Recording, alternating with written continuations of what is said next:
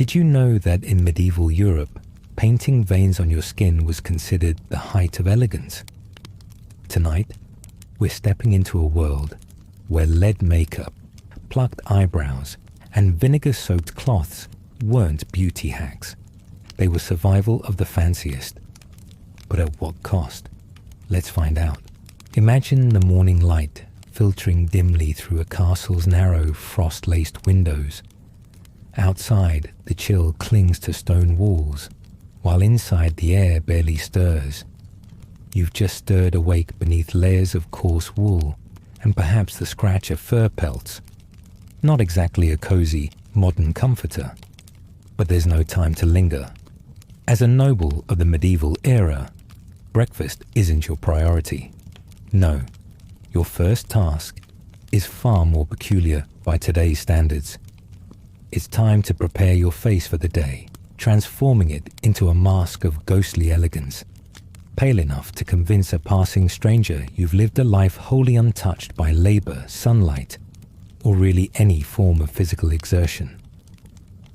The goal?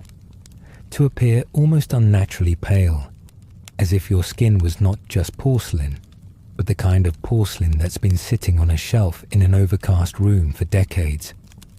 This wasn't just aesthetics, it was a social calling card. Pale skin meant wealth. It whispered, "I don't farm, sew, or work the household churn." And the process involved in achieving this look was about as comfortable as sleeping on the cold stones of the floor below your chamber. Your maid arrives, perhaps carrying a small tray with an assortment of oddities, powders, cloths, and salves, all designed to transform your skin into the prized, translucent canvas expected by noble society. Start with the basics: a dampened cloth soaked in vinegar, pressed gently but firmly onto your face. The sharp scent stings at your nose, lingers in the cold air, and bites at your skin.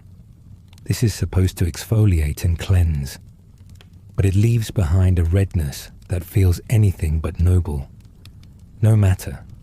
The redness will vanish beneath the layers of powder applied next. Powder that, for the record, is laced with lead. Yes, lead. Somewhere along the way, someone discovered that grinding lead into a fine substance and brushing it across your cheeks could create an otherworldly pallor that the medieval upper class found positively divine. They probably didn't think much about why that otherworldly pallor sometimes turned their skin blotchy, flaked away in patches, or led to chronic illness. This was the cost of beauty. Who worried about a little lead poisoning when your complexion rivaled a sunless lily? Layer upon layer, you apply the powder, slowly losing any warmth or vibrance to your face. Your reflection in a polished metal mirror, since glass mirrors weren't standard yet, is pale and ghost-like, but the work isn't done. A few dabs of egg whites mixed with crushed pearl might be smoothed over your cheekbones, adding a subtle sheen that catches the dim light of your chamber. The pearls, it's believed, add not only radiance, but also texture, smoothing the skin, if not literally, at least visually. The egg whites tighten as they dry, stiffening your expression into something regal, or maybe just uncomfortable. The room doesn't grow any warmer as you move through this ritual.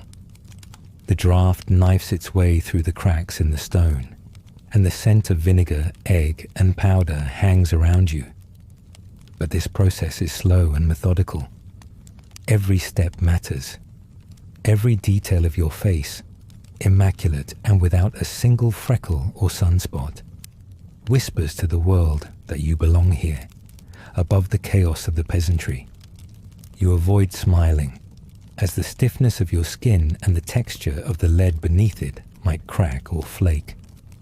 Being beautiful is hard work, but maintaining the vision of a fragile, untouchable complexion is an act of art. Now suppose you wanted to take things further, create an effect so delicate it borders on the unnatural. This is where the art of painted veins comes into play. but we'll come back to that in a bit. For now, the layers hardened on your face reflect not just a standard of beauty, but a reinforcement of your status. After all, the risks of lead, including flaking skin, irritation, and of course poisoning, pale in comparison, pun intended, to the disgrace of looking sun-kissed, healthy, or worse yet, like someone who might actually labor outdoors. And so, you sit in the dim morning light, your face painstakingly crafted into a canvas of passive elegance, unblemished by the toils of life. The cold air works against you, but you simply smooth another layer if things feel uneven. At last, your pale, dull skin reveals not only your wealth, but your worth. Now that your complexion is immaculate, it's time to move to the next step in this medieval makeover.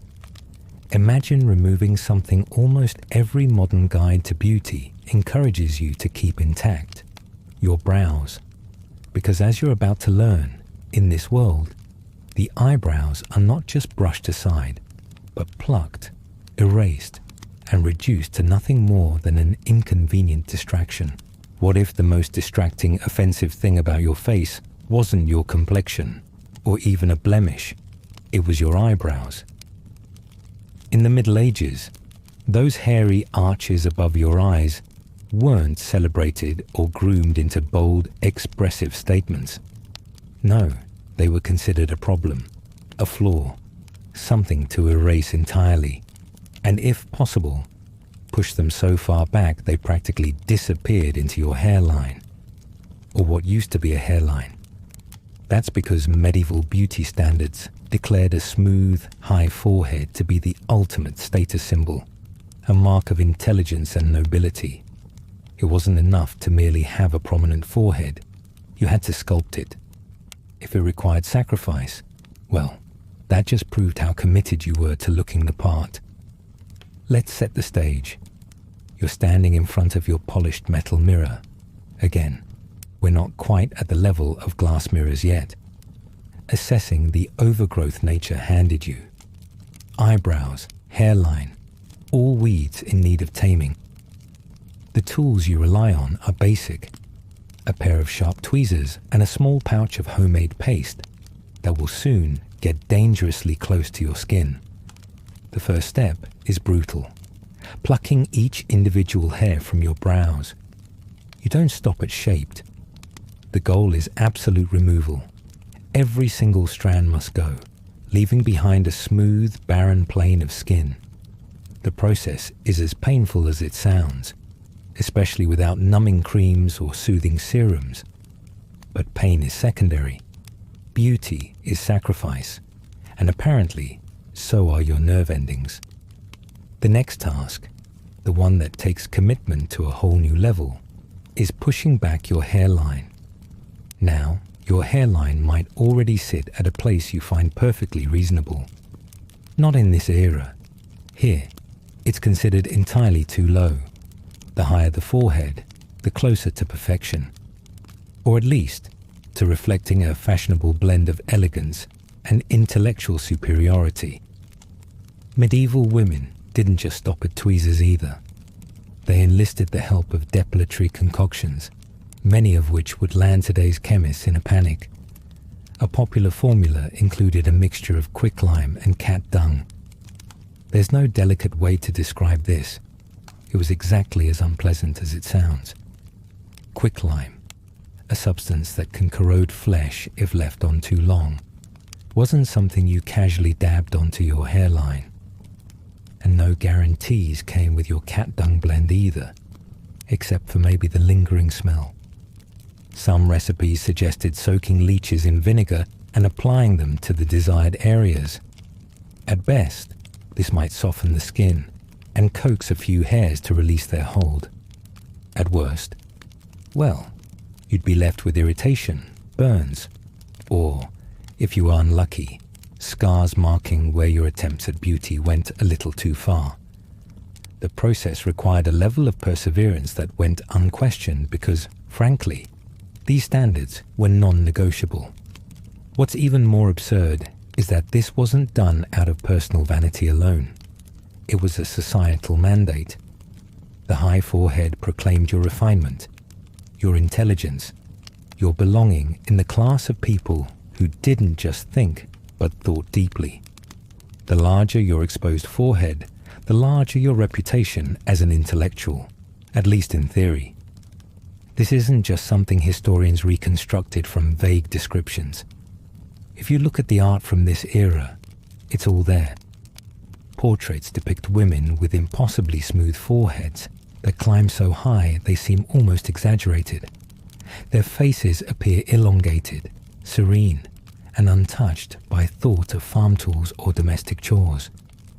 The visual effect was intentional. These paintings are more than snapshots. They're promotional tools, championing the aesthetic of the time while immortalizing it. If you were a medieval noblewoman, your literal face could become a work of art, provided you stayed within the boundaries of what society deemed acceptable.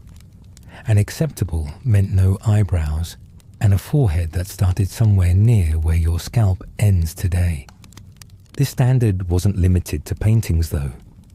It worked its way into poetry as well, where flowing descriptions of noble women often called attention to their smooth, shining foreheads.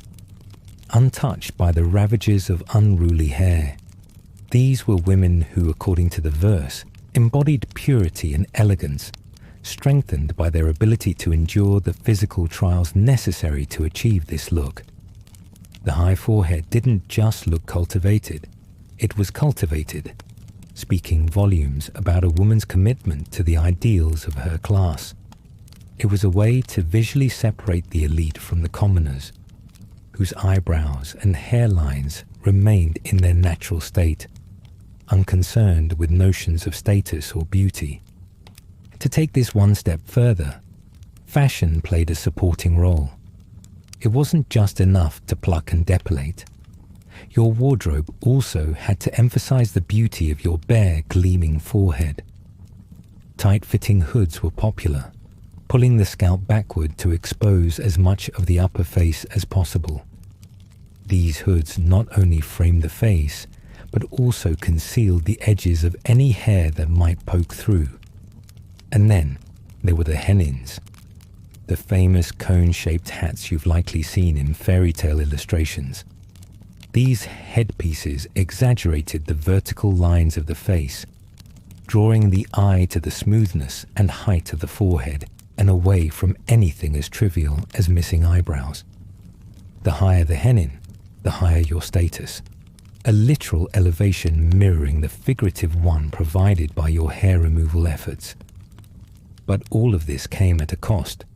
Sure, smooth foreheads and bare brows might have been a dream according to medieval ideals, but the practices used to get there often led to disastrous outcomes. Quicklime, for instance, wasn't always precision applied. Too much exposure could cause burns, permanent discoloration, or even scars. Overzealous plucking sometimes resulted in infections, especially without modern sanitation. And while noble women weren't farming or cooking, they also weren't immune to the effects of these punishing beauty routines. If the eyebrows were seen as weeds, these methods were taking something closer to a flamethrower to them. The irony is that the desired look was supposed to demonstrate purity. One glance at your bare face, framed by a wimple or a hennin, was meant to inspire thoughts of sainthood and serenity, unspoiled by earthly concerns. But beneath the illusion of grace lingered the very real consequences of pushing the human body to fit a mold that, by design, ignored health, comfort, or practicality. It didn't matter if your forehead stung, or if a faint pink burn traced where vinegar and harsh substances had once rested. What mattered was the visual statement you made. I am above labor, above the natural imperfections of the common world. And while this all sounds incredibly extreme, it's almost amusing to think about how this cycle of removing, reshaping, and suffering in the name of beauty has never really gone away. Sure, methods have changed, and trends now celebrate the full, thick forehead-adjacent brows most medieval women would despise. But the idea of painful rituals being tied to self-presentation feels strangely familiar. For now, though, let's appreciate how wonderfully odd it is that anyone thought plucking their eyebrows into extinction was the key to elegance and status. Or maybe don't appreciate it too closely, at least not without some comforting distance. But the eyebrows were just one piece of the puzzle. While this hair was being violently subdued, something else was happening to the skin below them. It wasn't enough to completely erase nature from your face. You also had to paint it back on in ways that made you look delicate and otherworldly. And that's where things start to get even stranger.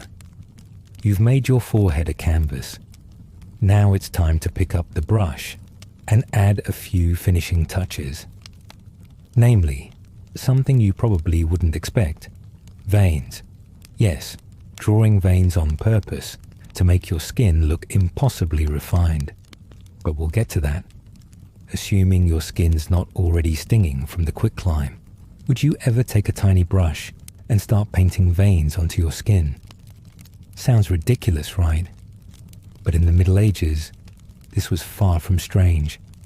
For nobles, making yourself look delicate, almost breakable, was an art form. And nothing said fragile beauty like tracing faint blue lines onto your arms, chest, or hands to mimic thin, almost translucent skin. It was intentional, intricate, and honestly, a little absurd. To understand why anyone would go to this trouble, you first have to remember how obsessed medieval beauty standards were with the idea of refinement. Paleness wasn't just about the color of your skin. It was about convincing the world you had spent your life indoors, untouched by manual labor. If you looked like your skin could tear if someone breathed on you too hard, you weren't just beautiful. You were elite. And for those who wanted to take things a step further, painting veins onto their skin suggested delicacy to such an extreme that it verged on theatrical. After all, veins are a sign of thin, pure skin, the kind that only someone very rich and very idle could achieve. There's no way the working class could pull this off. Their skin bore the marks of sun, labor, and necessity, none of which symbolized nobility. Here's how it worked. Nobles would use blue pigment, applied carefully with a fine brush, to trace delicate lines along their arms or upper chest. The pigment wasn't random. Blue was chosen because it mimicked the bluish tint of veins that peeked through fair, translucent skin. This wasn't about biology. It was a performance. The pigment had to look faint enough to feel natural, but still visible enough to make a statement. And the statement here wasn't something practical like, "I'm radiant," or "My health is outstanding." No, the statement was far more specific.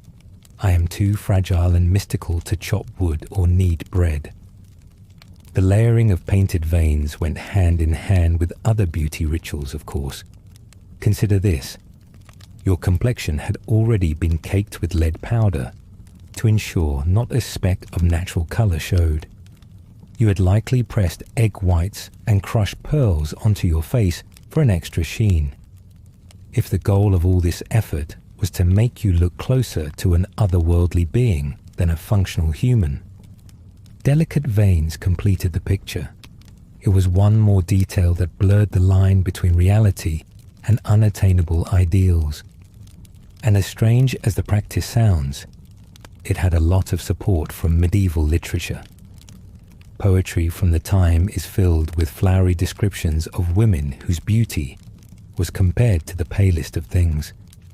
Their skin was described as being like milk, as white as snow, or, a personal favorite, the moon in winter. Poets weren't shy in reinforcing this idea that fragility equaled beauty. Thin, veined, almost ghostly skin wasn't just attractive, It was otherworldly, bordering on divine. If a woman's face looked like it might vanish into mist at any given moment, all the better. Painting veins was just a literal extension of this ideal, bringing that ethereal quality into sharper focus. Imagine now a noblewoman preparing for a feast. She's been working for hours, not on food, of course, but on her appearance. Her gown is chosen carefully, the fabric pooling around her in a splash of color that almost makes up for the fact that her face is painted with enough lead to kill a small bird. As she adjusts her sleeves, she notices that the flesh of her hands, while pale, lacks the translucent touch she needs to complete her look. A tiny jar of blue pigment is brought out. A fine brush is dipped in. With a steady hand, she begins to trace lines across her wrists and the backs of her hands. The veins match the blue of her gown, adding to the illusion. When she finally steps into the candlelit hall, the effect is exactly what she hoped for. Someone whispers a compliment about her graceful, delicate appearance. She doesn't respond aloud, but inwardly checks success off her mental checklist. To us, the idea feels performative, and it was. This wasn't about attracting romantic attention or highlighting personality. It was about reinforcing class. The painted veins signaled leisure. It declared you as someone with no connection to the rough demands of the world outside. After all, if you could afford to paint pretend veins on your skin, you clearly weren't using your hands to do anything practical, like hauling water or gardening. Fragility wasn't just a beauty ideal. It was a status symbol. And you've got to give medieval nobles credit for their commitment. Beauty trends have never been easy to keep up with. But this particular practice required an extra level of patience. The lines had to look precise but soft, visible but not garish. If you overdid it, the veins would look cartoonish and defeat the whole purpose. Yet with the dim lighting of the period, probably just a few flickering candles or the glow of a fire, you had to make the effect strong enough to be noticeable. Poor lighting and careful pigment application are not an easy mix, especially when there are no makeup wipes to fix your mistakes. It's worth noting that while this might sound theatrical to us, it would have been considered totally normal in elite circles. The painted veins didn't exist in a vacuum. They were part of a larger performance that included everything from plucked brows to elaborate hairstyling, and even the layered perfumes carried in pomanders to ensure you smelled rich. Every detail worked together to send one clear message. I am above nature. Natural skin, natural hair, natural anything. These were not things a proper noble should be associated with. But the irony of this tradition wasn't lost on the time period either. While nobles painted veins to look delicate, there were inevitable health risks lurking in their beauty arsenals. Lead makeup could poison the skin over time. Depilatory paste could scar or burn. And perfumes made from questionable ingredients weren't exactly dermatologically tested. When you realize this, the whole idea of painting yourself to look fragile takes on a darkly humorous twist. Many nobles weren't just appearing delicate. They were actively making themselves more fragile. What helps explain this commitment to extreme, fragile beauty is the sheer gap between social classes. For someone of noble birth, it wasn't just about looking beautiful. It was about looking different. If beauty for nobles meant mimicking snowflakes or fainting maidens, beauty for the lower classes was tied to survival. A peasant's strong, warm-hued skin reflected a life of surviving under the sun and enduring labor. These physical marks of resilience were seen by nobles as the antithesis of beauty. Painting veins, on the other hand, was essentially a declaration that you belonged to a different world entirely. This wasn't about looking attractive to everyone because, spoiler, everyone didn't matter. Beauty standards of the time revolved around becoming a visual marker of your rank and position. If peasants thought the painted veins were bizarre, well, that only made the practice more exclusive. When you consider it in this light, painting veins wasn't that far off from today's luxury fashion. Why else would someone pay a fortune for something uncomfortable or impractical? Because it signals you can afford to, and sometimes that's the point. Eventually, this practice faded, like all trends do, becoming another curious relic of history. Looking back, it's difficult to imagine the level of detail and perfectionism that went into maintaining the painted illusion of porcelain fragility. But for the time, this was completely normal. It not only highlighted beauty ideals, but also ensured that those ideals stayed comfortably out of reach for anyone not part of the upper class. Painted veins weren't just about skin. They were about power, where you stood, or rather, where you didn't. And it seems, whether it's painted skin or couture fashion, that message is one timeless tradition we seem to keep revisiting. Of course, color and texture weren't manipulated only on the skin. While veins gave the impression of fragility, another part of the face was painted to provide a contrasting flush of life. Cheeks. But even something as simple as a bit of blush came with its own tangled web of rules, hypocrisies, and hidden meanings. Let's take a closer look. Imagine the faint flush of color on one's cheeks, subtle, faintly glowing, and perhaps even natural looking. In the medieval world, though, this innocent pink came with complex implications.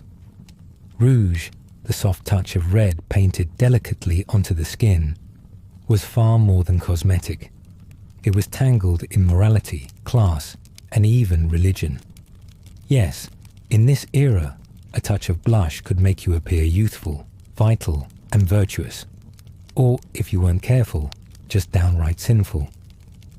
Strange to think about today, but back then, something as small as a rosy cheek could apparently draw the line between admired nobility and scandal-worthy vanity.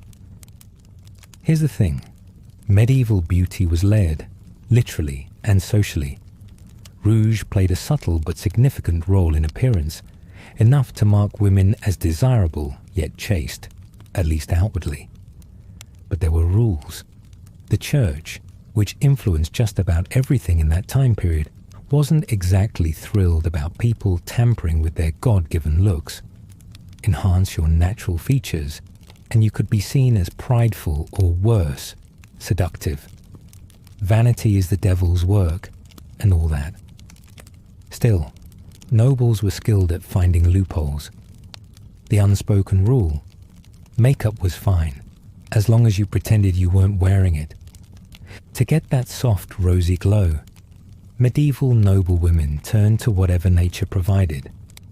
Crushed berries, mulberries, strawberries, even beet juice were staples. Some preferred cochineal, a rich red pigment made by grinding up certain insects. Sounds unpleasant. Perhaps. But the outcome, a deep, bold pigment, was prized. Interestingly, the poorer classes couldn't typically afford makeup like this, not even beet juice. But in a pinch, folk remedies, probably less elegant, helped some achieve their own faux flush. For those with more coin to spare, options expanded. Wealthier women could access rouge made of less wholesome ingredients, to say the least. Think red lead or cinnabar, both riddled with poison. The irony wasn't lost back then either. Wealth could buy you blush that eventually ruined your skin or your health entirely. But if a noble woman wasted away mysteriously while maintaining two perfectly pink cheeks, she could at least face death with an air of superiority. Someone might very well look at her and think, I may die young, but I'll die pink-cheeked and socially respected. Application wasn't a casual affair either. Most medieval homes didn't exactly come with large mirrors, so rouge had to be applied carefully and with ingenuity. Mirrors of polished metal gave some reflection, albeit a hazy one. Smoothing rouge often involved fingers, small cloths, or whatever cleanish tool was available. The fingertips that earlier marked a page or tugged at lace would now work carefully, dabbing just enough color without making it obvious. Anything too bold could veer dangerously close to looking improper, like an actress, or worse, a courtesan, but achieve a barely there flush, something people swore was natural. That was the sweet spot. Interestingly, part of the trick wasn't just in the application, it was in the denial. Compliment a noblewoman on her radiance, and she wouldn't thank you for noticing her carefully crushed mulberries. Instead, she'd likely mutter something vague about the wind, or how the champagne-colored moonlight blessed her complexion. It was all about plausible deniability, because admitting you wore makeup, that was taboo. It could draw suspicion, judgment, or whispers about frivolity, and no noble wanted that. The church's stance on rouge didn't help matters. While makeup wasn't outright forbidden in most circles, it was definitely discouraged. After all, altering what God had given you was seen as inherently prideful. And pride, as one of the deadliest sins, wasn't something taken lightly. Add to that the concern that makeup might be used to seduce, and suddenly, that glow you've worked so hard for takes on a much darker reputation. A rosy cheek wasn't just pleasant, it could be tempting, a tool to lead good men astray. The church saw the double meaning embedded in beauty practices, and if they had their way, most women would have been barefaced and plain. But of course, reality rarely allowed religion to win entirely. Within noble circles, makeup continued flourishing, albeit in secrecy and moderation. Nobles were careful to stay humble in their use, leaning into understated enhancement rather than ostentation. After all, you couldn't wear your class on your sleeve quite as strikingly if proper rouge wasn't helping your skin look youthful and just pink enough to seem noble. The church, conveniently, tended to soften its criticism when it involved the upper class. Peasant women sporting homemade blush faced harsher punishment, not necessarily directly from the church, but socially. They earned harsher whispers. Too much rouge meant you weren't just ignoring religious warnings. You might be mimicking the appearance of someone immoral entirely. For noble women, the line between being saintly or sinful became a precarious balancing act of subtlety. The irony in all this is stark.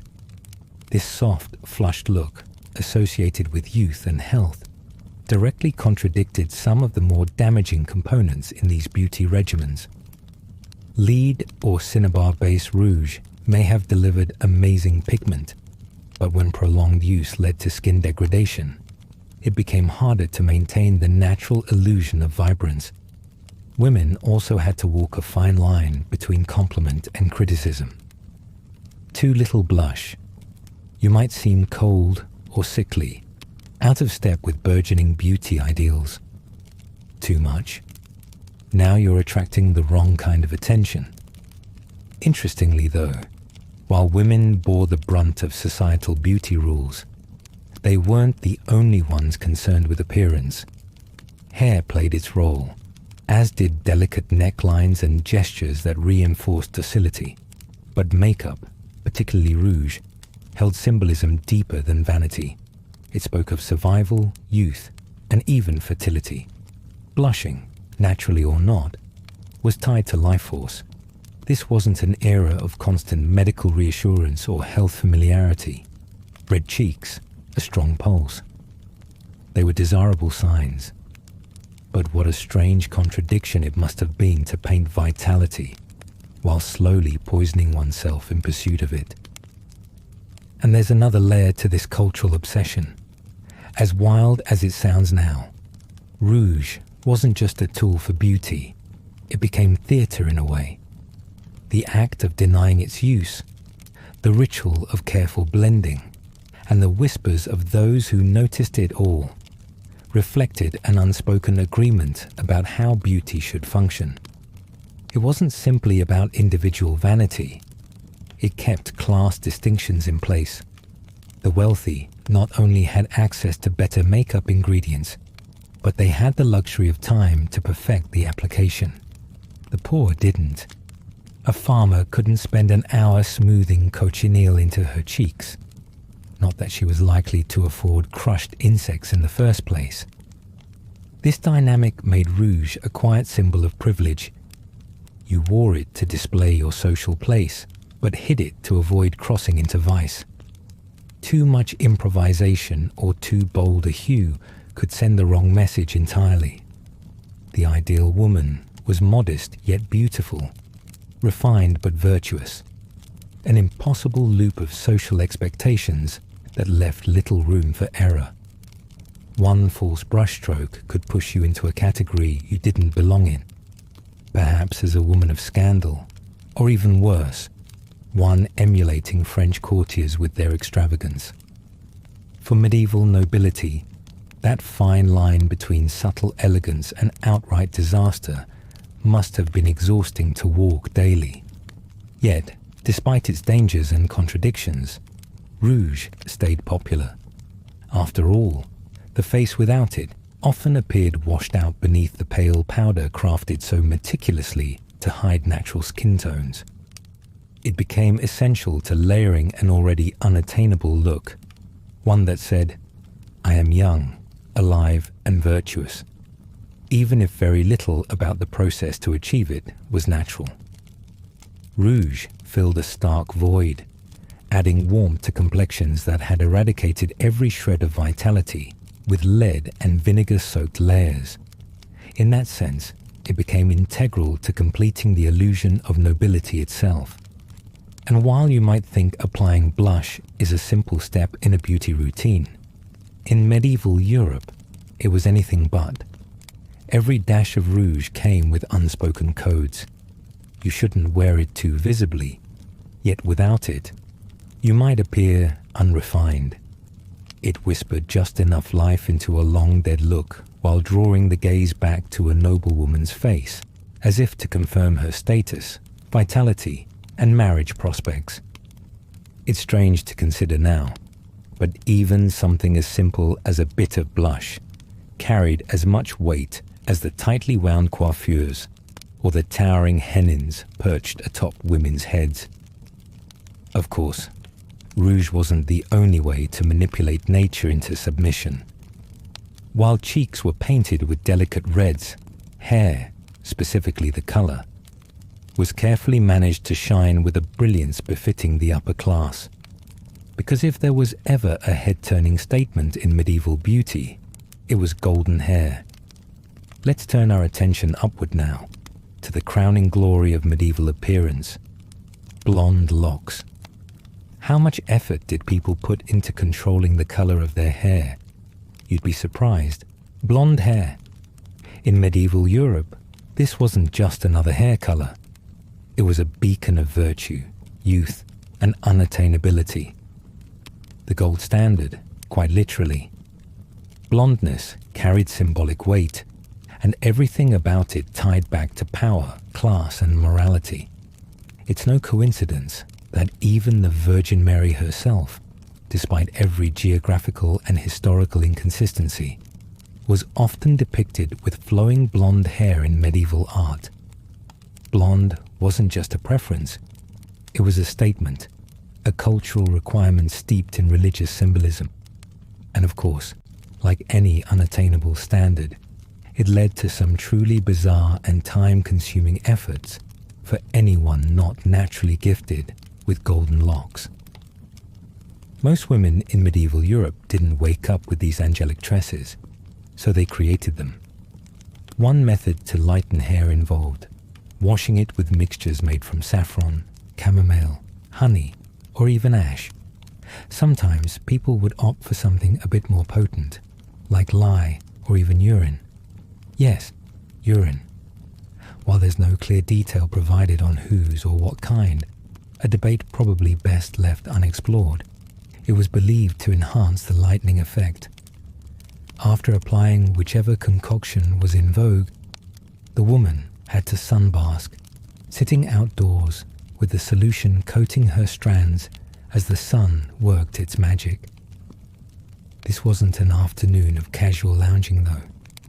Time was required, lots of it, and patience wasn't optional. Now think about that for a second. Hours of sitting in the sun, marinating in chamomile and honey, or worse. All of it was for one single payoff, to project the right image. Blonde hair, after all, didn't just look good. It implied you were virtuous, almost supernatural in your sense of morality. In a world where so much of your worth was externally symbolized, the effort was worth it if it meant you emanated the same purity shown in the halos of saints. But it wasn't just the color. Texture mattered too. Long, loose, wavy hair was the height of beauty, particularly if you were an unmarried woman. Those flowing locks symbolized both your youth and your availability, conveniently announcing your maidenhood to anyone who cared to notice. The style worked because of what it represented: untamed innocence, unburdened by the practicalities of marriage and responsibility. Loose hair could only belong to maiden saints or martyrs. If you were a married woman, flowing hair wasn't just frowned upon, it was off limits. As soon as a woman took her vows in matrimony, it was as though her hair belonged to a different person entirely. Married women were required to cover their hair completely, and with this, another set of beauty standards came into play. A married woman's hair was expected to be confined under veils, wimples, snoods, or coifs. These head coverings weren't just practical, they were symbolic. Covering the hair indicated modesty and submission, two core virtues demanded of married life. Meanwhile, exposing your hair could raise eyebrows in entirely the wrong way.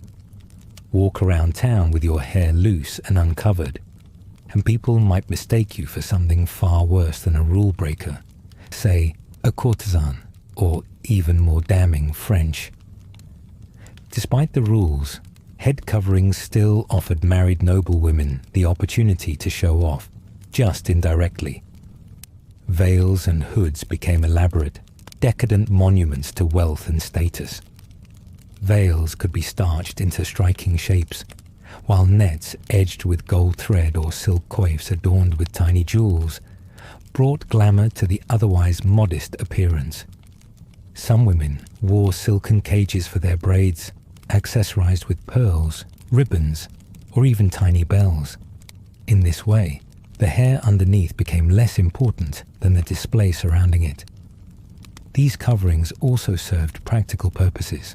For one, they helped protect hair from less romantic elements like lice and smoke from open hearths.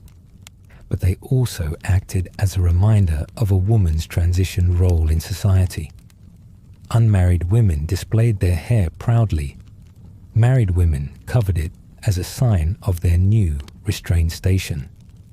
Whether or not this modest covering was restrictive in metaphorical or practical terms would depend greatly on the particular woman and, let's face it, her social circle.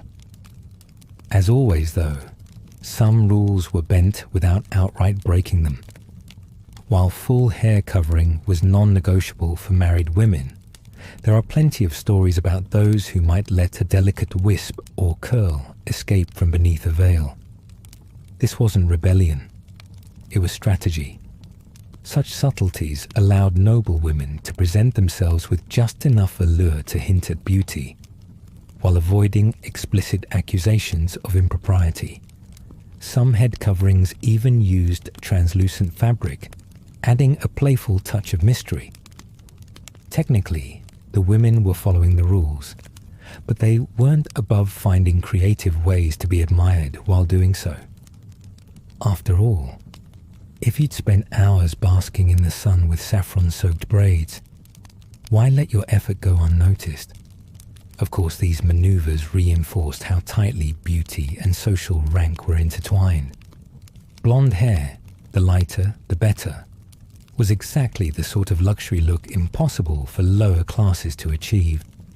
They didn't have the time, means or resources for constant hair lightening rituals, let alone for the luxurious headpieces married noblewomen wore. For peasants, practicality overshadowed presentation. Hair was often tied back or covered for function rather than status. Loose hair could snag in fields, get dirty from labor, or risk infestation from the day's less than sanitary conditions. For these women, the luxury of spending an afternoon bleaching hair in honey and sunlight wasn't just impossible, it was unimaginable. And yet, despite the seeming extravagance, much of this effort was political at its core.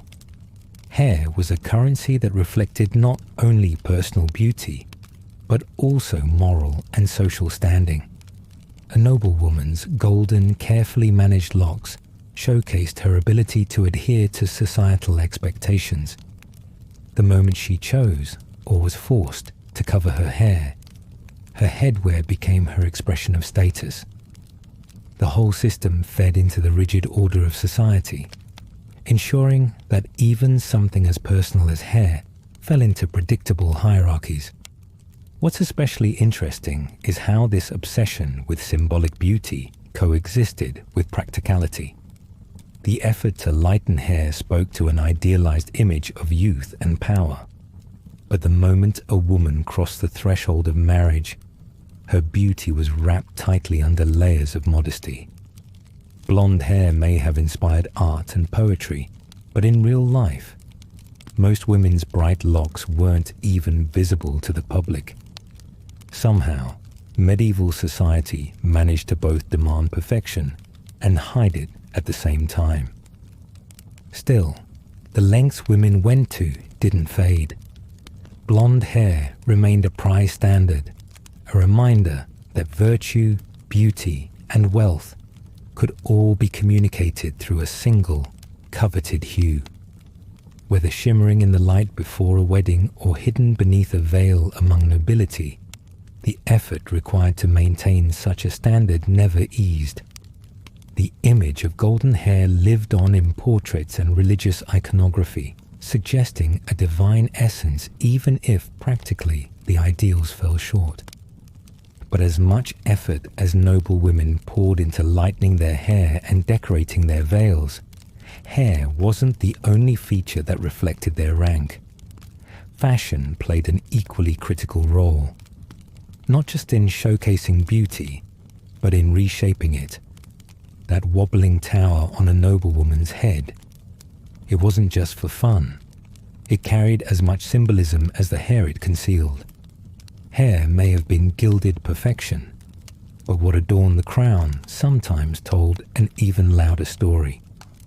We're about to take a step deeper into the mechanics of medieval beauty, where headpieces weren't mere accessories, but tools of status and style. Imagine balancing a conical tower on your head while trying to maintain an air of effortless elegance.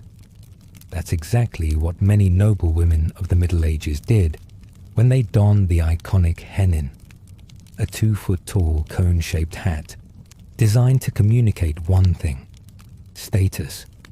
The higher the hennin, the higher the rank. This towering headpiece wasn't just a fashion statement.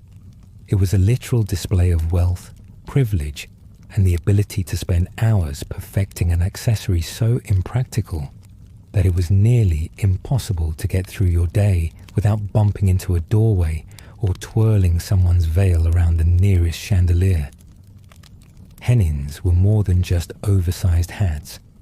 They were portable symbols of nobility, and their size alone made them unattainable for the lower classes. Constructed with wire frames, they were then draped in luxurious fabrics such as silk, velvet, or brocade, which were all reserved for those who could afford both the material and the time to parade it around. A cascading veil, often sheer enough to catch the light, flowed from the pointed tip, adding a dramatic finish to the look. Nothing about the hennin screamed practicality, which was precisely the point. If you had time to balance a cone on your head, rather than feed chickens or scrub laundry, you were clearly above the grind of daily life. But wearing a hennin wasn't as simple as just placing it on your head. It involved strategy, and lots of it. For starters, the fit had to be perfect. To make sure the hennin sat correctly, women would often braid or twist their hair into tight coils before pinning it all into place beneath the hat. The hoods they wore underneath helped prevent the structure from slipping. But for the truly committed, some even shaved the front of their hairline to ensure that the hat aligned seamlessly with their elongated foreheads. The hennin didn't just require cooperation from gravity, it also demanded adherence to the era's beauty standards.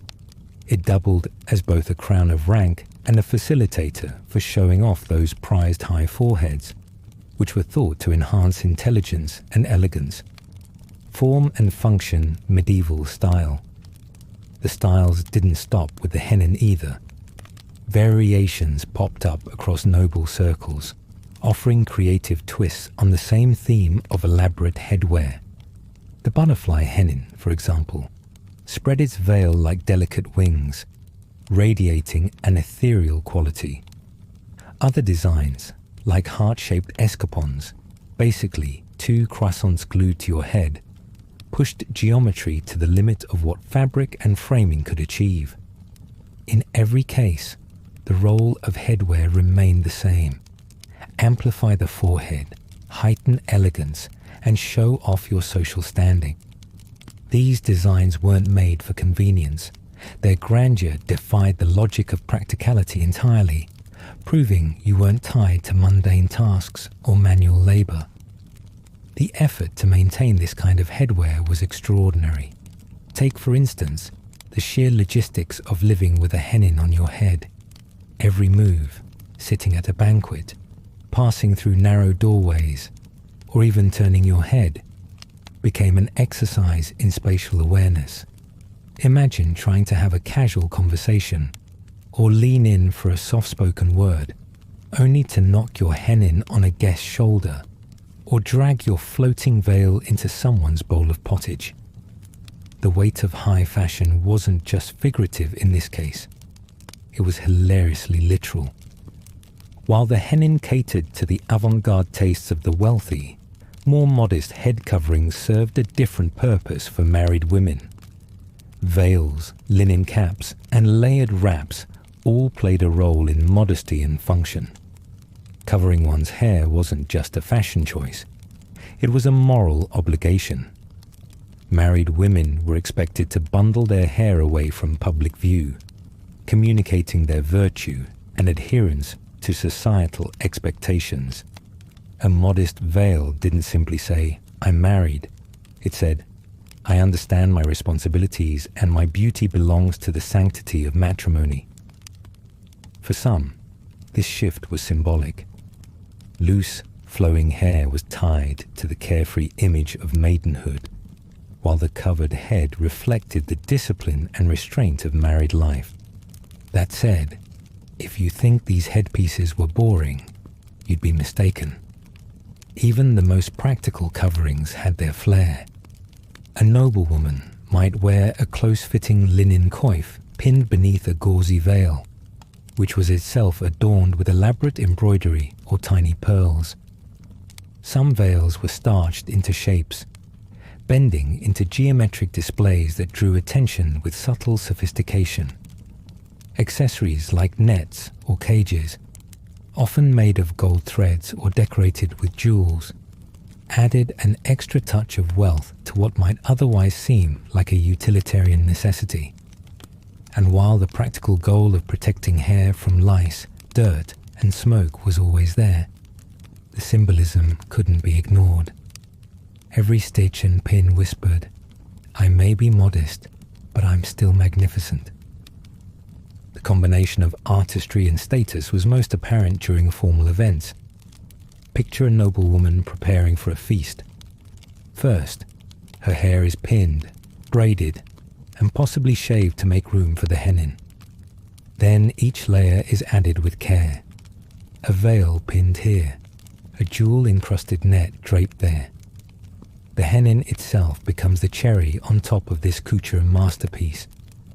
Her assistants would have been critical to this process, since the act of donning a hennin, or indeed any elaborate headpiece, required teamwork. When she finally steps into the banquet hall, her towering cone hat and flowing veil don't just tell her peers that she's arrived. They announce that she's deliberate, tasteful, and perhaps most important, high-ranking. But there's an element of absurdity here too. Navigating the practicalities of life becomes hilarious with such exaggerated fashion. Imagine trying to bow your head in prayer beneath the towering height of your hennin and accidentally hitting the person kneeling in front of you, or trying not to trip while your veil wraps ominously around a chair leg. Even dining required thoughtfulness. Leaning forward too enthusiastically could send your veil directly into a platter of roasted pheasant. Practically any movement seemed like a risk in these outfits, further proving a key point of medieval fashion. The greatest luxury wasn't the materials or design, but the ability to live an entirely impractical life without consequence. Of course, behind the grandeur of noble headwear lay a clear divide.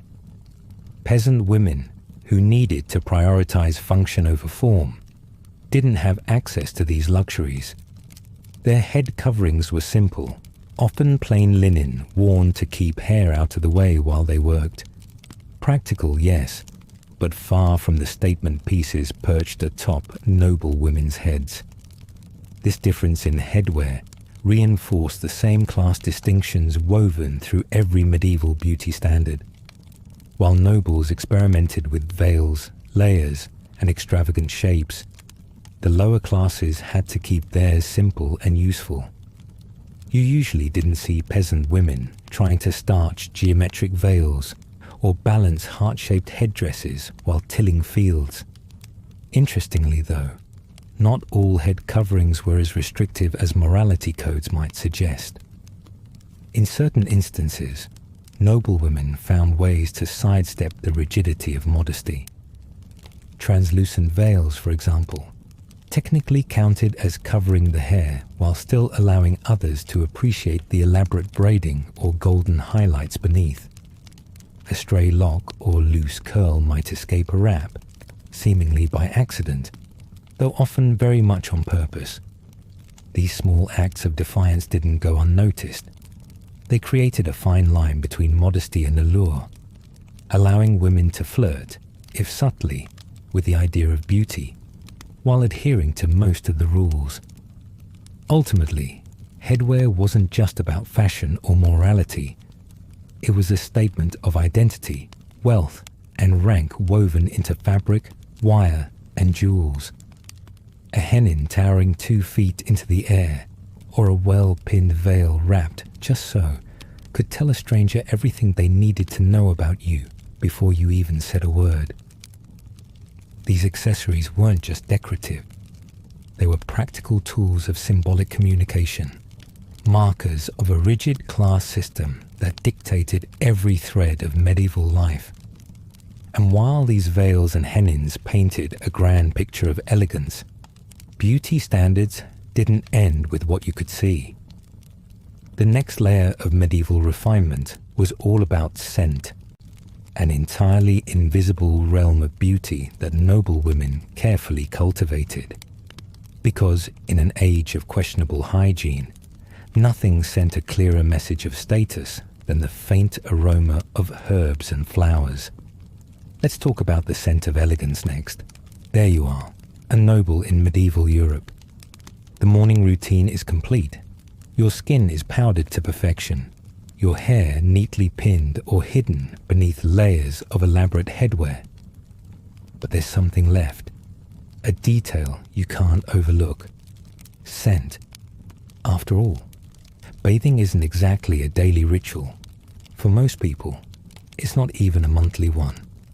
The logistics of a full bath, hauling gallons of water, heating it over a fire, and hoping the neighbors haven't commandeered the public bathhouse, mean that soap and water are occasional luxuries rather than staples.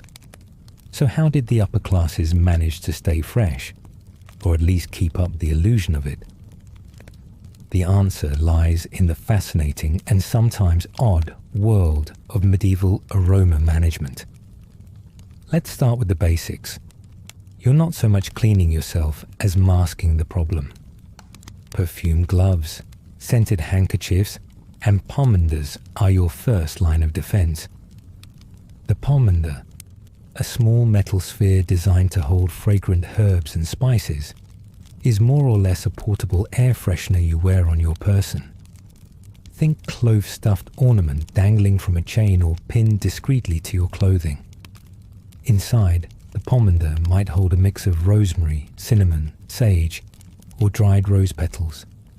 Anything pungent enough to act as an invisible shield against, well, let's just call them the less pleasant realities of medieval hygiene. Worn at the wrist or tucked into a sash, it not only keeps you feeling presentable, but also sends a message to those around you. I smell refined, which means I am refined. Of course, pomanders weren't alone in their scented duty.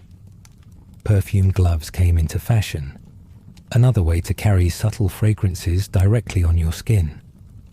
These gloves were treated with floral waters, blends of herbs or flowers steeped in vinegar or alcohol, and served the dual purpose of indulging your senses while making any handshake significantly more pleasant.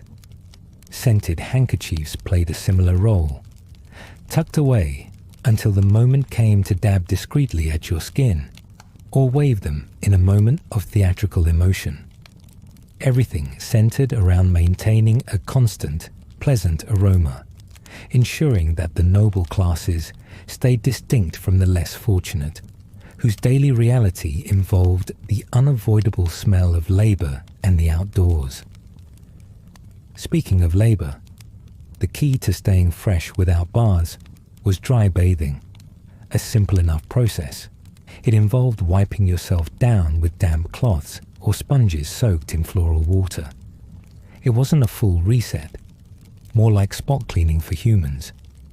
Scented water, rose, lavender, or even marjoram, would add a faintly pleasing layer to counteract whatever was happening underneath.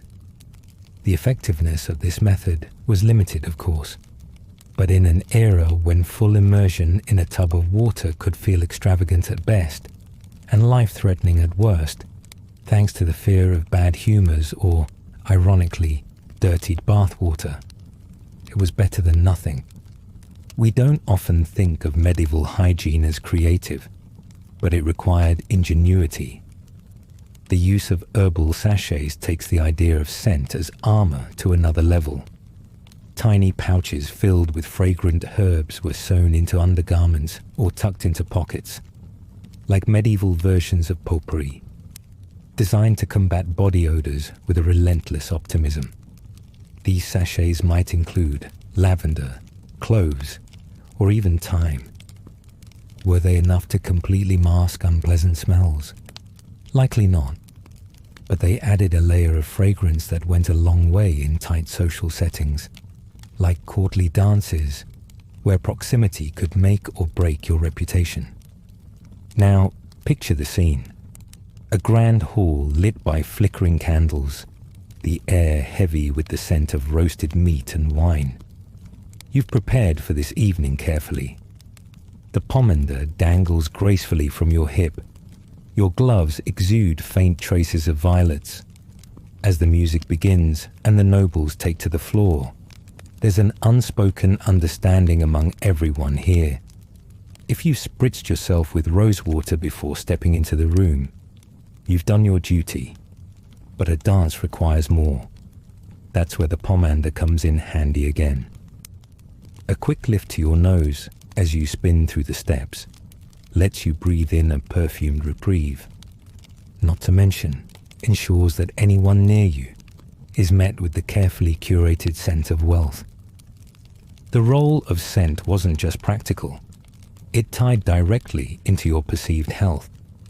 In a world shaped by humoral theory, the belief that your health was determined by balancing bodily fluids, being surrounded by pleasant-smelling herbs was seen as beneficial or even protective. This wasn't just about avoiding judgment from others.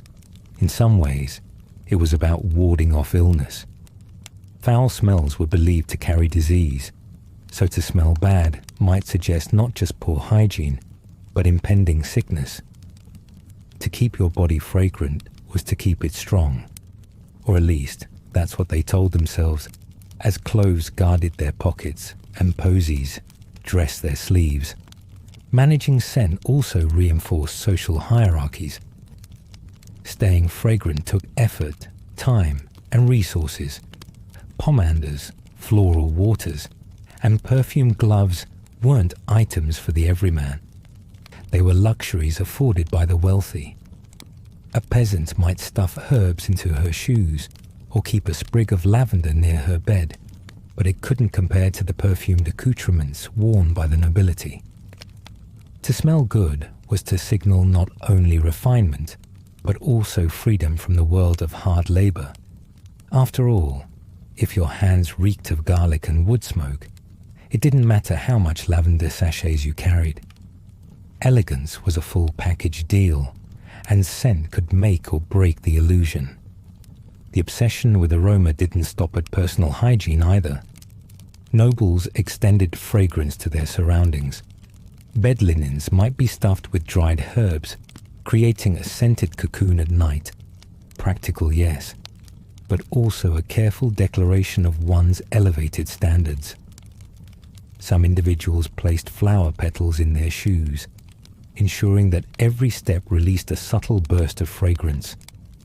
Whether or not this made a noticeable difference to those standing nearby is debatable, but it reflected the value placed on scented rituals. The effort alone sent the message. I don't just manage how I look, I manage how I smell, even down to my waking moments. Even the mouth wasn't entirely ignored, though medieval dental hygiene was, at best, rudimentary. The truly dedicated might rinse with herbal pastes, or chew on fresh herbs like parsley or mint to freshen their breath. Sage mixed with salt worked as a sort of primitive toothpaste, or more accurately, a grainy scrub. This wasn't an everyday routine, but it showed an awareness of the importance of smelling pleasant. After all, closing the gap for a whisper or word could end surprisingly poorly if you hadn't managed your breath. While conversations happened at a respectful distance more often than not, nobody wanted to tempt the flaws of medieval hygiene. These practices added an element of strategy to basic social interactions. If two nobles approached, both confident in the scent armor they wore, that shared effort created a moment of mutual understanding. They were equals here, elevated by their ability to rise above the realities faced by so many others. Cleanliness might have been elusive, but fragrance wasn't.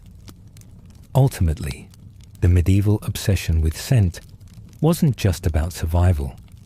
It was about projecting an image of health and refinement in a time when those things weren't easy to come by. To carry the smell of herbs and flowers was to carry the privilege of avoiding foul labor and possessing the means to maintain an aura of elegance. Whether it came from the sprigs packed into your gloves or the pomander rattling softly as you walked, every little detail mattered. And yet, even with lavender wafting from your sleeves and rosewater dabbed on your wrists, one thing could still betray you: your mouth. That brings us to one of the more delicate aspects of medieval beauty. What did they do about their teeth? Because the social risk of a poorly timed, open-lipped smile was something everyone, fragrant or not, feared. Let's explore how they handled the perils of smiling next. What if a smile could ruin your reputation faster than it could lift it? In the Middle Ages, smiling, a wide, open-mouthed one, was considered risky business, and for good reason. Behind the smallest quirk of lips hid a truth people didn't want to reveal. Teeth that were far more useful than they were attractive. Medieval dental hygiene, much like plumbing or antibiotics, was in its infancy. And while beauty standards were often about projecting control and refinement, smiling came with risks, both physical and social. Let's start with the basics. Toothbrushes, as we know them, didn't exist yet, which left people with limited options for dental care. The most accessible alternative was a chew stick, essentially a small twig with frayed fibers on one end that helped scrub away food particles and acted as a medieval precursor to both a toothbrush and toothpicks. If you were lucky enough to have access to an apothecary, you might try one of their herbal pastes, often made from ground sage or salt, both of which help freshen breath in theory, but didn't do much for tooth decay. And tooth decay was a problem, a big one. Diets heavy in bread and porridge, along with mead and dried fruits, meant medieval teeth were bombarded with starches and sugars. Without the benefits of regular dental care or fluoride, the results were predictable. Chewing herbs and spices became another way to manage dental hygiene, at least superficially. Fennel seeds, cloves, parsley, and even cinnamon sticks were frequently chewed to mask odor and, in the case of sturdy options like cinnamon, combat some of the bacteria lingering on teeth. Imagine a noblewoman seated at a feast, choosing her moment carefully before popping a few fennel seeds into her mouth. To outsiders, it was nothing more than a graceful habit, but she wasn't just freshening her breath, she was protecting her dignity. After all, the last thing you wanted to do was lean forward for a whispered conversation, only to find your breath less elegant than your hennin. Teeth themselves weren't seen in the same way as they are now. Today, straight, white smiles are the standard, plastered across billboards and celebrated as signs of health and attractiveness. In medieval Europe, teeth were decidedly functional. Their primary job was to handle bread crusts, mutton legs, and the occasional foraged walnut. Whether they were aligned or present in their entirety was secondary. This is why open-lipped smiles weren't just uncommon. They were essentially avoided. A demure, closed-mouth expression was both the preference and the expectation. If someone's teeth happened to be healthy, or at least not visibly rotting, it was quietly appreciated, but there was no need to flaunt it. Medieval art reflects these attitudes clearly. In portraits, saints, angels, and even flirtatious figures are almost always depicted with their mouths closed. What's fascinating is that these artistic choices weren't just about modesty. They were practical. Showing an open smile or teeth in paintings was rare because it didn't represent reality. It carried the possibility of revealing imperfections. After all, what was angelic about molars blackened by decay, or worse, the noticeable absence of them? In a world where physical flaws could quickly become a metaphor for moral failing, covering your teeth with a smile that never quite parted your lips was the safest bet. It wasn't just practicality that enforced closed-lip smiles, though. Social distance played a critical role in medieval interactions, especially among nobility. If you've ever wondered why courtly life seems so full of dramatic bows and exaggerated gestures, it's partly because getting too close to someone could reveal inconvenient truths about hygiene. Breath, unfortunately, could betray even the most powder-perfect noble. Conversations were often conducted at an arm's length, literally, with nobles angling themselves just so, to avoid any embarrassing hints of less than fresh mouths. This social choreography extended to dining too. Feasts, a key feature of noble life, were full of opportunities to see and be seen, but rarely to smile broadly. Instead, subtle gestures did the talking. Nobles would chew quietly, dab their mouths carefully, and offer tightly sealed smiles of acknowledgement. When laughter erupted during a particularly humorous anecdote, most people would laugh with their heads tipped back and mouths closed, a soundless performance of joy that avoided pulling attention to their teeth. Think of it as a medieval version of smiling with your eyes, minimizing risk while keeping appearances intact. The limited tools available for dental care created a widespread challenge, one nobody could entirely escape. Herbal rinses made with sage, myrrh, or even vinegar were popular among those who could afford them, but they only offered temporary relief. At best, these concoctions masked smells and provided a superficial cleaning. At worst, they left teeth sensitive and gums irritated after repeated use. Still, they were better than doing nothing, and nobles used them sparingly, treating them as an indulgence rather than a daily necessity. Over time, this fragile balance between function and aesthetics led to a cultural preference for the understated. Smiling, as a visible expression of teeth, became reserved for special occasions, or done in such a controlled way that the teeth barely showed. While poets of the time waxed poetic about the ruby-red lips or ivory throats of their muses, you won't find lines devoted to perfectly polished incisors. As one source dryly notes, there's a reason troubadours sang about eyes, hair, and hands, not breath and bite alignment. It turns out, romance didn't dwell on the realities of dental hygiene. Men, too, were not exempt from this caution. A knight might boast impeccable grooming, a perfumed tunic, well-polished boots, perhaps even a dusting of powder along his face. But his teeth were not part of his romantic appeal. Strength, confidence, and rank were more compelling factors. Ballads would speak of his chiseled jawline and noble brow, not the condition of his dental work. This lack of focus on teeth made sense. Physical beauty for men relied more on what they could convey about power and status than on cosmetic details. Still, it's easy to imagine knights popping a fennel seed or two before leaning in to speak to their current object of affection. Bad breath didn't care about titles. Yet for all the humor hindsight brings, the medieval approach to smiles wasn't without reason.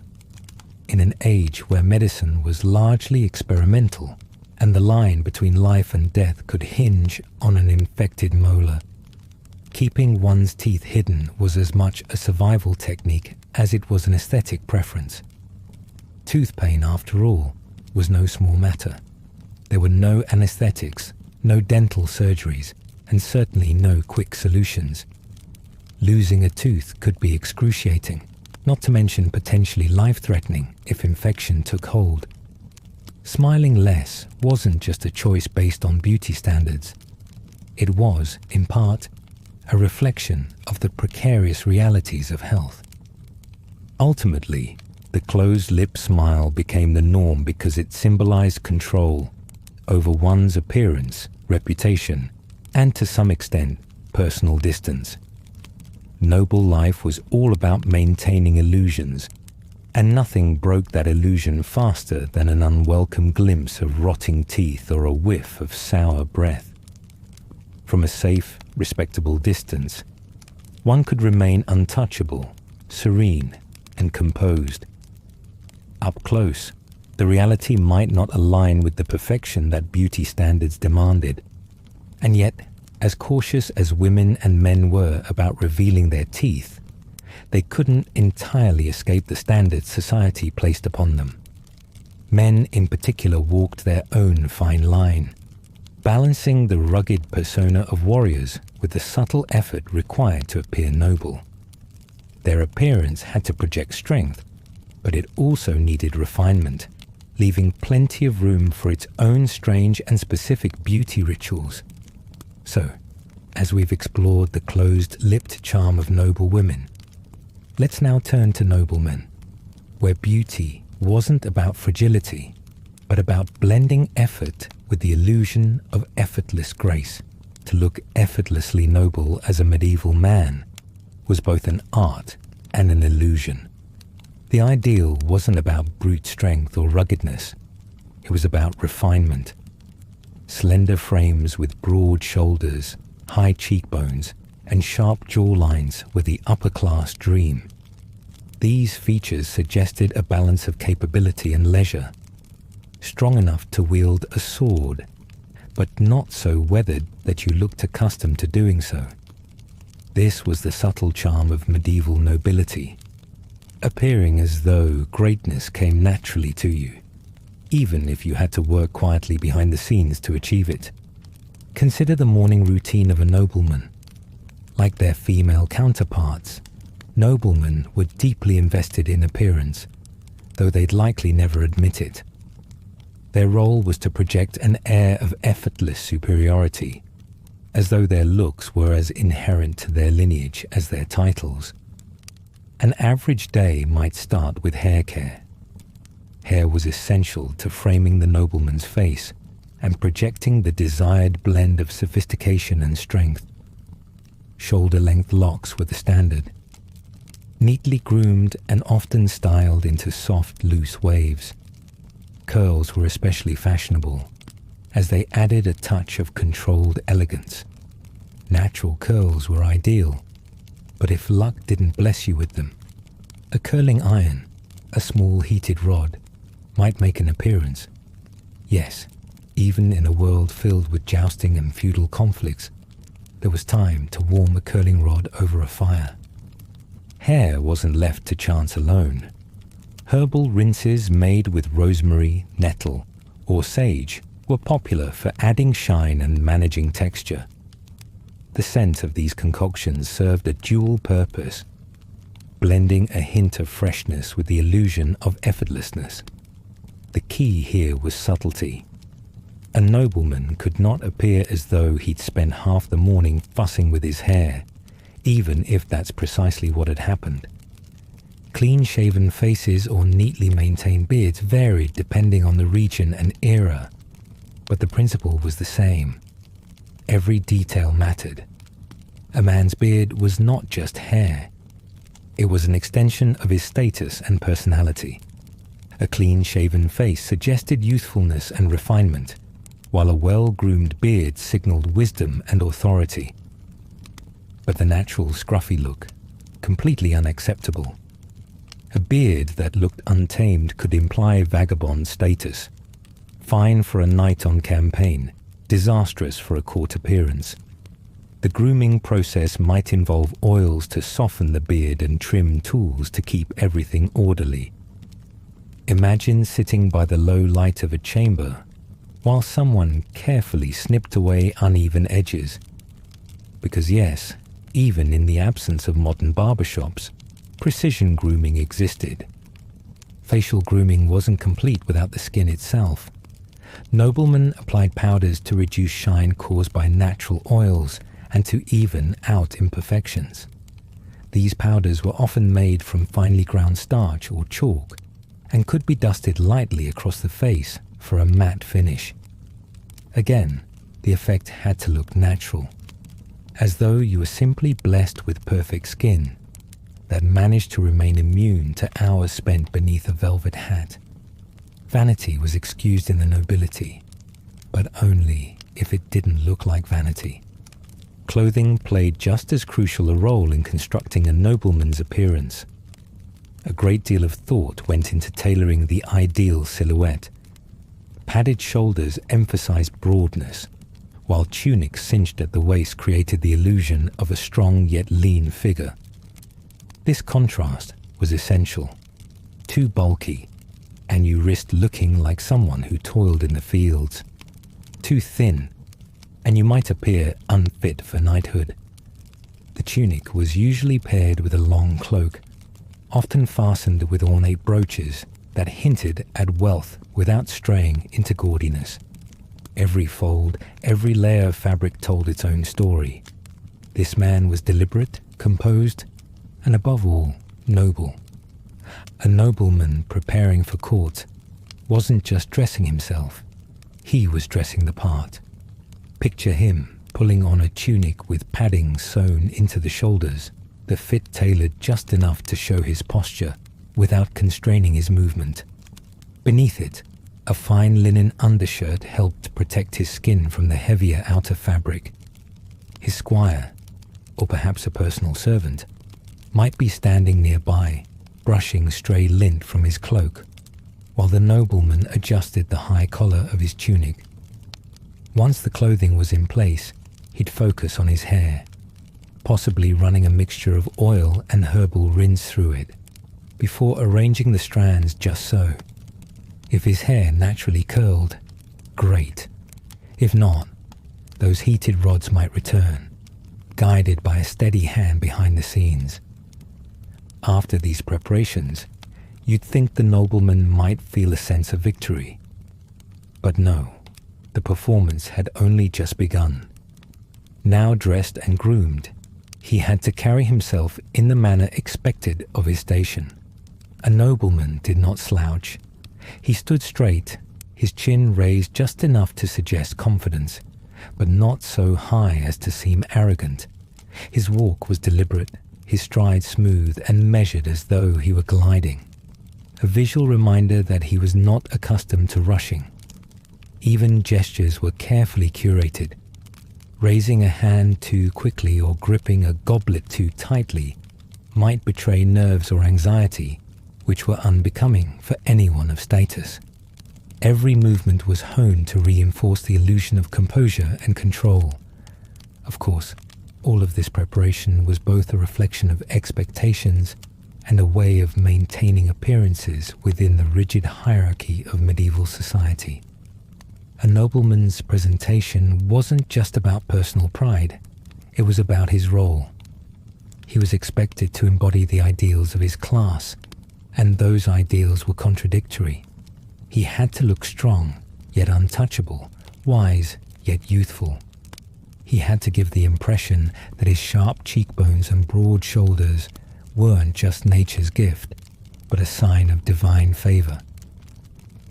What's fascinating is the contrast between the effort required to meet these standards and the expectation that they appear effortless. A nobleman's carefully curled hair, his cinched tunic, his powdered face, all were the result of hours of preparation. And yet, to admit as much would have undermined the entire performance.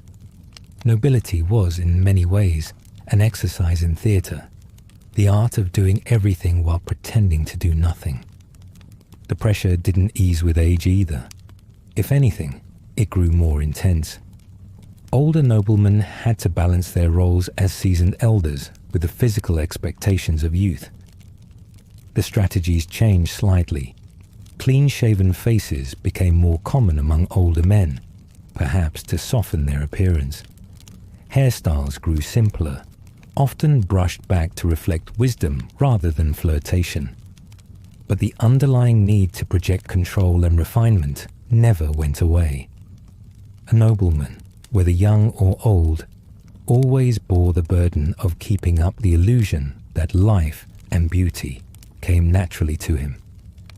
Ultimately, medieval male beauty standards reflected a blend of practicality, performance, and privilege. The ideal man straddled two worlds, that of the warrior and the poet. His broad shoulders and strong posture hinted at his readiness for battle, while his carefully groomed appearance suggested he could compose an ode by the fire just as easily. It was, in many ways, a performance of balance, a visual shorthand for everything nobility was supposed to represent. Yet behind the appearance of effortless grace lay a mountain of effort, from the powders smoothing his skin to the hands that styled his hair. In this sense, male beauty standards were every bit as complex and costly as their feminine counterparts. And when you look at the sheer time, tools, and talent required to maintain these looks, you're left with the same undeniable truth. Medieval beauty was far more about symbolism than it ever was about reality. Medieval beauty wasn't about attraction. It was about power, control, and sending a message. Every painted vein, plucked brow, or powdered face told the world you belonged to a class untouched by labor or imperfection. The pursuit of beauty wasn't just for vanity. It was survival in a social system where appearance defined rank. As we've seen, though, this commitment often came at a cost: health, comfort, and sometimes life itself. So tonight, as you rest in modern comfort, think about the absurd pressures they endured, and maybe appreciate your toothbrush. Sleep well, knowing beauty doesn't ask you to risk arsenic anymore.